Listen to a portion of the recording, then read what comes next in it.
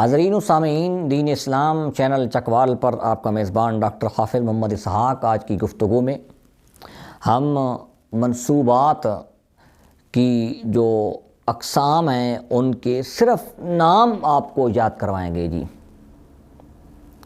منصوب وہ لفظ، وہ اسم جس کے اوپر فتح زبر آ جائے اس کو منصوب کہا جاتا ہے۔ منصوب کی کل 12 قسمیں ہیں جی۔ مرفوعات، جیسا کہ ہم نے اس سے پہلے بیان کر چکے ہیں کہ مرفوعات کی 8 قسمیں ہیں اور منصوبات کی 12 قسمیں ہیں جی۔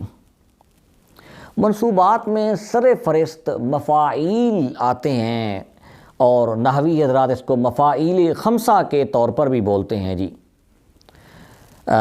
مفعول بہی یہ منصوبات میں سے پہلی قسم ہے۔ مفعول مطلق یہ دوسری قسم ہے۔ مفعول فیہ یہ تیسری قسم ہے۔ مفعول لہو یہ چوتھی قسم ہے۔ مفعول معہ یہ 5ویں قسم ہے۔ یہ 5 مفعول جن کے ساتھ مفعول لفظ لگا ہوتا ہے اور اس کے ساتھ کوئی نہ کوئی اضافہ ہوتا ہے، اس کو مفاعیل خمسہ بھی بولا جاتا ہے جی۔ تو عربی میں ایک مشہور قول ہے کہ کل مفعول منصوب، کہ ہر مفعول منصوب ہوگا جی۔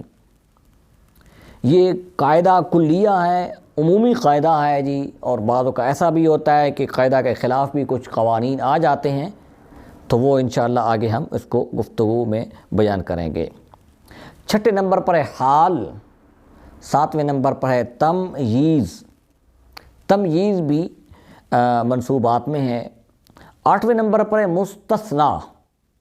استثناء کسی اسم کو دوسرے اسم سے کرنے کے لیے، اور اس استثناء کے حروف بھی ہیں، وہ بھی انشاءاللہ ہم آگے بیان کریں گے۔ لیکن جو مستثنیٰ، جس کو استثناء کیا گیا ہے، اس کا جو اعراب ہوگا وہ منصوب ہوگا جی۔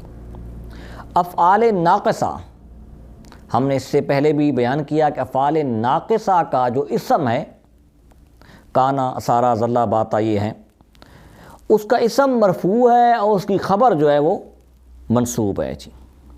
10ویں نمبر پر ہے حروف مشبہ بالفعل کا اسم۔ اس سے قبل مرفوعات میں ہم نے بیان کیا تھا کہ حروف مشبہ بالفعل کی جو خبر ہے وہ مرفوع ہے، اور یہاں بیان کر رہے ہیں کہ 10ویں نمبر پر حروف مشبہ بالفعل کا جو اسم ہے وہ منصوب ہوگا۔